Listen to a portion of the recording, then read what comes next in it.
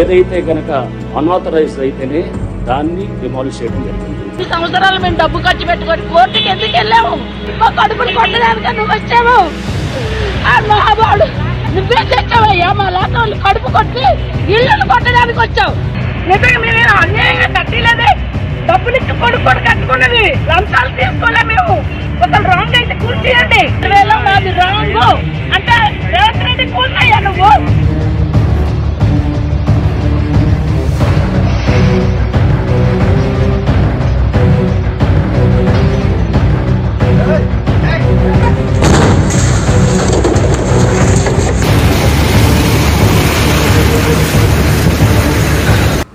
హైడ్రా తీరుపై రాష్ట్ర హైకోర్టు తీవ్రమైన ఆగ్రహం వ్యక్తం చేసింది. మీ విధులేంటి, మీరు చేస్తున్న పనేంటి? హైడ్రాకు ఎన్నో విధులున్నాయి, వాటన్నిటిని పక్కన పెట్టి కేవలం కూల్చివేతలపైన మాత్రమే ఎందుకు దృష్టి సారిస్తున్నారని చెప్పి తీవ్రమైనటువంటి ఆగ్రహాన్ని, అసహనం వ్యక్తం చేసింది. అంతేకాకుండా మీరు ఇలాగే కనుక కంటిన్యూ చేస్తే హైడ్రా వ్యవహారంపై హైడ్రా పైన స్టే ఇవ్వాల్సి వస్తుందని చెప్పి కూడా హెచ్చరించింది. హైడ్రా తీరుపై సంగారెడ్డి జిల్లా అమీన్పూర్లో ఇటీవల జరిగినటువంటి కూల్చివేతలను సవాల్ చేస్తూ కొంతమంది బాధితులు రాష్ట్ర హైకోర్టును ఆశ్రయించారు. దీనిపైన ఇవాళ విచారణ జరిపినటువంటి రాష్ట్ర హైకోర్టు ఈ మేరకు తీవ్రమైనటువంటి ఆగ్రహం వ్యక్తం చేసింది. విచారణకు హైడ్రా కమిషనర్గా ఉన్నటువంటి రంగనాథ్ వర్చువల్గా వీడియో కాన్ఫరెన్స్ ద్వారా హాజరయ్యారు. అలాగే అమీన్పూర్కు సంబంధించినటువంటి తహసీల్దార్ కూడా కోర్టుకు హాజరై తన వివరణ ఇచ్చారు. ఈ వ్యవహారానికి సంబంధించి కోర్టులో ఉన్నటువంటి కోర్టు వ్యవహారంలో ఉన్నటువంటి భవనాన్ని మీరు ఏ రకంగా కూల్చివేశారు, ఎందుకు కూల్చేయాల్సి వచ్చింది? రాజకీయ నేతలు, ఉన్నతాధికారులు చెప్పినంత మాత్రాన అక్రమంగా మీరు ముందుకెళ్తారా? అక్రమంగా ముందుకెళ్ళేటువంటి అధికారం మీకు ఎవరు ఇచ్చారు? ఇల్లు కూల్చే ముందు యజమానికి ఏమైనా అవకాశం ఇచ్చారా? అంటే చాలా ఆల్టర్నేటివ్స్ ఇస్తూ ఉంటారు. మీరు కూల్చే ముందు ఇంటి యజమానికి ఏమైనా మీరు ఆల్టర్నేటివ్స్ ఇచ్చారని చెప్పి తీవ్రమైనటువంటి ఆగ్రహం వ్యక్తం చేసింది. అంతేకాకుండా ప్రభుత్వ ఆస్తుల పరిరక్షణ పేరుతో మీరు అమాయకులను ఇబ్బంది గురి చేసేటువంటి అధికారం, హక్కు మీకు ఎవరిచ్చారు అనేటువంటి తీవ్రమైనటువంటి ఆక్షేపణ హైకోర్టు చేసింది అని చెప్పొచ్చు. అంతేకాకుండా శని ఆదివారాలలో మీరు ఎందుకు పనిచేశారు? మామూలు విషయంలో పనిచేయరు, శని ఆదివారాల్లో మీరు అత్యుత్సాహాన్ని ప్రదర్శించి కూల్చివేతలు ఎందుకు చేశారు? శనివారం రోజు సాయంత్రం పూట అంటే సూర్యాస్తమయం తర్వాత మీరు ఎందుకు పనిచేశారు? మీరు ఎందుకు కూల్చివేతలు చేయాల్సి వచ్చిందని చెప్పి ప్రశ్నించింది. దీనికి సంబంధించి వివరణ ఇస్తూ రంగనాథ్ ఒక మాట చెప్పారు. మేము కేవలం హైడ్రా తరఫున కేవలం యంత్రాలు మాత్రమే సమకూర్చాము, వాటికి అవసరమైనటువంటి యంత్ర సామాగ్రి మాత్రమే మేము అరేంజ్ చేశాం తప్పితే దీంట్లో మాకు సంబంధం లేదు అని చెప్పి రంగనాథ్ వివరణ ఇచ్చేటువంటి ప్రయత్నం చేశారు. అయితే దీనిపైన కూడా ఆయన ఇచ్చినటువంటి వివరణ పైన ఏమాత్రం అసంతృప్తి చెందినటువంటి న్యాయస్థానం, మీరు తహసీల్దారు గనక చార్మినార్ను కూల్చేస్తామని చెప్తే చార్మినార్ కూల్చేందుకు కూడా మీరు యంత్ర సామాగ్రిని, బుల్డోజర్లను, ప్రొక్లైనర్లను మీరు సమకూరుస్తారా అని చెప్పి కూడా క్వశ్చన్ చేయడం జరిగింది. దీనిపైన తీవ్రంగా ఆగ్రహం వ్యక్తం చేసిందని చెప్పొచ్చు. దీనిపైన ఒక రకంగా ప్రభుత్వం హైడ్రా పైన ఇంకా ఏదైనా నిర్ణయం తీసుకుంటుందా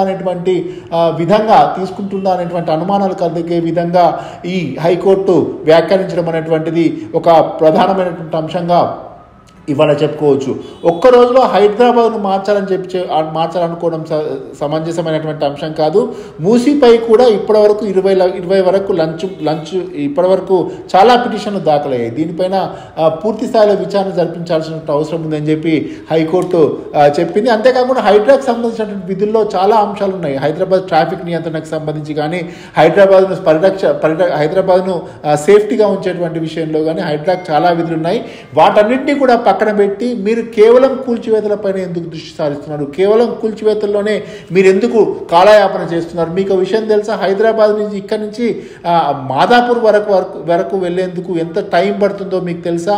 దీనిపైన ఎటువంటి చర్యలు తీసుకున్నారు, ఎటువంటి నిర్ణయం తీసుకున్నారు అనేటువంటి అంశాలపైన కూడా క్వశ్చన్ చేశారు. అయితే ఇట్లాగే మీ వ్యవహార శైలి కనుక ఇలాగే ఉంటే ఖచ్చితంగా మేము స్టే ఇవ్వాల్సి వస్తుందని చెప్పి ఒక హెచ్చరిక జారీ చేసిందని చెప్పొచ్చు హైకోర్టు. సబ్ రిజిస్ట్రార్ రిజిస్ట్రేషన్ చేస్తేనే సామాన్యులు ఇల్లు నిర్మించుకున్నారు కదా, మరి వాళ్ళపైన ఏమైనా చర్యలు తీసుకున్నారు? స్థానిక సంస్థ అనుమతి ఇస్తేనే ఇల్లు నిర్మించుకున్నారు కదా, ఇచ్చినటువంటి అధికారులపైన ఎటువంటి చర్యలు తీసుకున్నారు? శని ఆదివారాల్లో కూల్చివేత, ఆదివారం రోజు మీరు పనే చేయనటువంటి అధికారులు ఆదివారం రోజు ఎందుకు పని చేయాల్సి వచ్చింది? కూల్చివేతల కోసమే మీరు పనిచేశారా అని చెప్పి ఒక రకంగా తీవ్రమైనటువంటి ఆగ్రహం హైకోర్టు వ్యక్తం చేసిందని చెప్పొచ్చు. దీనిపైన ఇలా చేయకూడదు, ఆదివారం రోజు మీరు పని చేయకూడదు అని చెప్పి గతంలో చాలా తీర్పులు ఉన్నాయని చెప్పి కూడా కోర్టు చెప్పడం జరిగింది. అంతేకాకుండా హైడ్రా ఏర్పాటు అభినందనీయమే, అయితే పనితీరే అభ్యంతరకరంగా ఉంది. ఏర్పాటు అభినందనీయమైనప్పటికీ కూడా పనితీరు మాత్రమే అభ్యంతరకరంగా ఉంది. అమీన్పూర్ తహసీల్దార్ హైడ్రా కమిషనర్ ఏదైతే వ్యవహారం చేస్తున్నారో ఆ వ్యవహారం పైన మేము ఎట్టి పరిస్థితుల్లో మేము సాటిస్ఫై అయ్యేటువంటి పరిస్థితి లేదు అని చెప్పి కోర్టు చెప్పడం జరిగింది. అంతేకాకుండా ఒక్కరోజు హైదరాబాద్ను మార్చాలనుకోవడం ఎంతవరకు సమంజసమని చెప్పి తీవ్రమైనటువంటి ఆక్షేపణ, తీవ్రమైనటువంటి అభ్యంతరాన్ని చెప్తూ ఏవైతే ఈ పిటిషన్లు దాఖలయ్యాయో ఈ పిటిషన్ల పైన తదుపరి విచారణను అక్టోబర్ 15కు వాయిదా వేస్తూ కోర్టు నిర్ణయం తీసుకుంది. ఇదొక రకంగా కోర్టు చేసినటువంటి వ్యాఖ్యలు ఏవైతే ఉంటాయో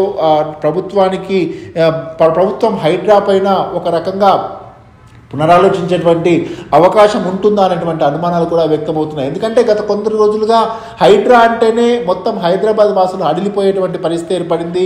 ఎప్పుడు ఎవరికి నోటీస్ వస్తుందో, ఎస్పెషల్గా మూసీ పరివాహక ప్రాంతం, మూసీ బఫర్ జోన్ ఏదైతే అంటున్నారో అటువైపు FTL ఏవైతే ఉంటున్నాయో వీటికి సంబంధించి ఎప్పుడు ఎవరికి నోటీస్ వస్తుందో అనేటువంటి ఒక తీవ్రమైనటువంటి